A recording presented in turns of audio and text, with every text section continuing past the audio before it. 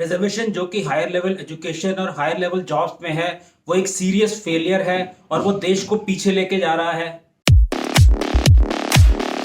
नमस्कार दोस्तों, जैसे कि मद्रास हाई कोर्ट ने रीसेंट ऑब्जर्वेशन दिया है कि रिजर्वेशन सोसाइटी को बांट रहा है और डिफरेंसेस क्रिएट कर रहा है डिफरेंट सेक्शंस के बीच में। जो नॉलेजेबल और डिजर्विंग स्टूडेंट्स हैं उनको अपॉर्चुनिटीज नहीं मिल रही है, और जो नॉन डिजर्विंग स्टूडेंट्स हैं जो कि मेरिट लिस्ट में नहीं आ पाते हैं जस्ट बिकॉज कि वो एक रिजर्व कैटेगरी को बिलोंग करते हैं, उनको अपॉर्चुनिटीज दे दी जाती है। हालांकि हाई कोर्ट ने ये जजमेंट तो अभी दिया है, लेकिन हम लोग तो ये कई सदियों से ही फील कर रहे थे। रिजर्वेशन जो कि हाई लेवल एजुकेशन में है और हाई एडमिनिस्ट्रेटिव जॉब्स में है, वो एक सीरियस फेलियर है। रादर ये 100% फेलियर है और इसको तुरंत रोक देना चाहिए।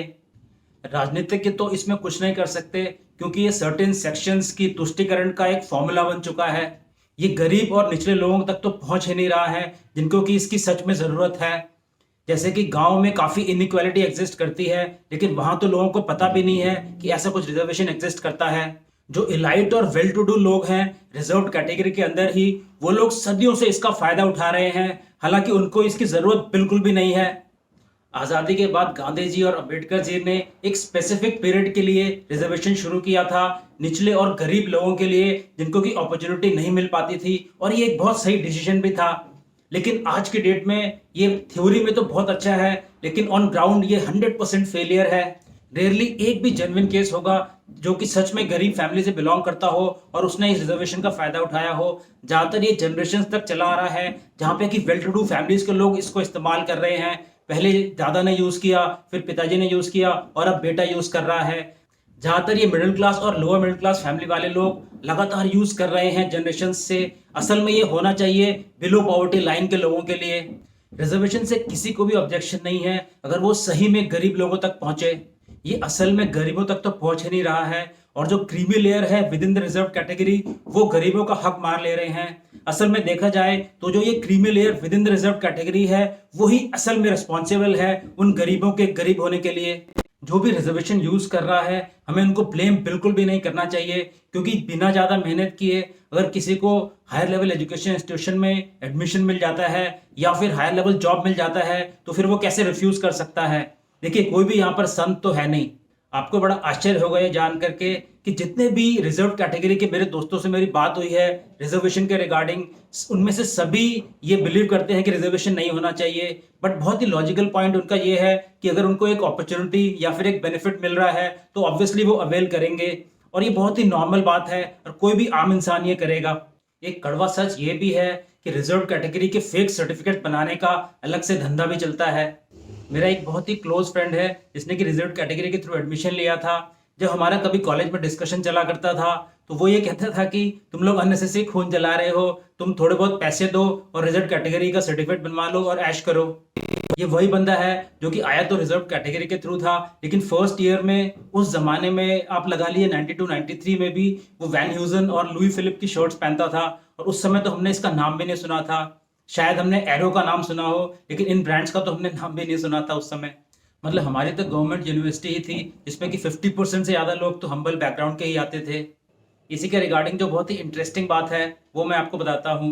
जो मेरा फ्रेंड था उसके रिजर्व कैटेगरी के जो सर्टिफिकेट है उसमें जलंधर का एड्रेस दिया हुआ था। कट टू हम फाइनल ईयर में आ जाते हैं, या रादर फाइनल सेमेस्टर में, और मेरे जो एल्डर ब्रदर हैं उनका ट्रांसफर जलंधर कैंट में होता है। और एक बार मैं उनसे मिलने जलंधर कैंट जाता हूँ, उसके पीछे से मेरे इस फ्रेंड का फोन पटियाले से मुझे आता है और वो मुझे कहता है कि वो मुझसे मिलना चाहता है, क्योंकि वो चाहता है कि जो एड्रेस उसके सर्टिफिकेट में लिखा है उसको हम जाकर विजिट करें और देखें तो कि वहां पे है क्या। तो फिर वो जलंधर कैंट आता है और हम दोनों भैया के स्कूटर में उसका एड्रेस ढूंढने जाते हैं। तो काफी ढूंढने के बाद एक पॉश कॉलोनी में हमें वो प्लॉट मिलता है जो कि एक खाली प्लॉट था और उसके आसपास सारे घर बने हुए थे। तो हमने आसपास पूछताछ की लोगों से वहां पे कौन रहता है, तो उन लोगों ने बताया कि वो लोग तो वहां 20 साल से रहते हैं, लेकिन वो शायद एक डिस्प्यूटेड प्लॉट है जहाँ पे कि कोई नहीं आया आज तक। मैं एक और एग्जांपल बताता हूँ पुअर इम्प्लीमेंटेशन का। हमारे कॉलेज में एक बैकवर्ड एरिया कैटेगरी थी जिसमें कि हर साल होशियारपुर के एक कॉन्वेंट स्कूल से हर ब्रांच में एक बच्चा आता था, और उस कॉन्वेंट स्कूल में सिर्फ सुपर रिच फैमिलीज के बच्चे ही पढ़ा करते थे। तो आप खुद सोचिए कि ऐसे रिजर्वेशन का फायदा ही क्या है जबकि वो सही लोगों तक पहुंच ही नहीं रहा है। जैसे कि हमने डिस्कस किया कि एक भी जेन्युइन केस मुझे नहीं दिखा जिसमें कि रिजर्वेशन सही लोगों तक पहुंचा हो। जब हम स्कूल में भी थे तब भी हमारे साथ के कई स्टूडेंट्स थे जो कि रिजर्व कैटेगरी थे और उनकी फैमिली बैकग्राउंड एग्जैक्टली हमसे सिमिलर ही था, इफ नॉट बेटर। उनको भी इंजीनियरिंग या मेडिकल में इसका फायदा मिला। अगर आप ये सोच रहे हैं कि एक रिजर्व कैटेगरी के कैंडिडेट को एक मामूली एडवांटेज मिलता है तो आप बिल्कुल गलत हैं।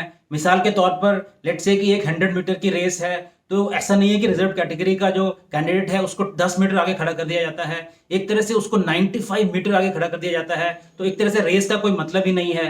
मिसाल के तौर पर सीटी जो कॉमन एंट्रेंस टेस्ट होता था, उसमें अगर आपको प्रीमियर कॉलेज में कंप्यूटर्स या इलेक्ट्रॉनिक्स चाहिए तो आपकी 200 अप्रॉक्सीमेटली 200 रैंक होनी चाहिए। लेकिन अगर आप रिजर्व कैटेगरी के हो तो आपकी अगर 4000 या 5000 रैंक भी है तब भी आपका होने की काफ़ी संभावना है।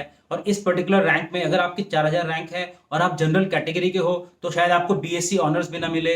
मेरा भूल जाइए कि सिविल या आर्किटेक्चर किसी लोअर रैंकिंग कॉलेज में तो पक्का ही नहीं मिलेगी। आप खुद ही सोचिए कि ऐसा कोई रिजर्व कैटेगरी का कैंडिडेट आ गया तो वो एक्चुअली में क्या परफॉर्म करेगा। हालांकि जिस कैंडिडेट का सिलेक्शन हो जाता है उस समय तो उसके लिए बहुत खुशी की बात है, लेकिन लॉन्ग रन में ये उसके लिए और देश के लिए बहुत ही ज़्यादा हानिकारक है, जिसको कि हम पार्ट 2 ऑफ द वीडियो में डिस्कस करेंगे। इसलिए रिजर्वेशन एक 100% फेल्ड सिस्टम है जिसने सोसाइटी का नुकसान ज़्यादा किया है और फायदा कम किया है।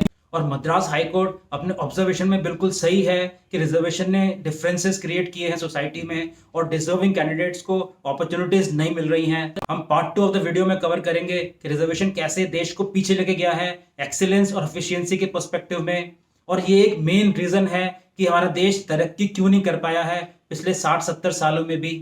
इसने उन गरीबों को तो इम्पैक्ट किया ही है जिनको कि अपना हक नहीं मिला है, बल्कि उन लोगों को जिन्होंने इसको अवेल किया है लॉन्ग रन में उनके लिए भी ये बहुत अच्छा नहीं है।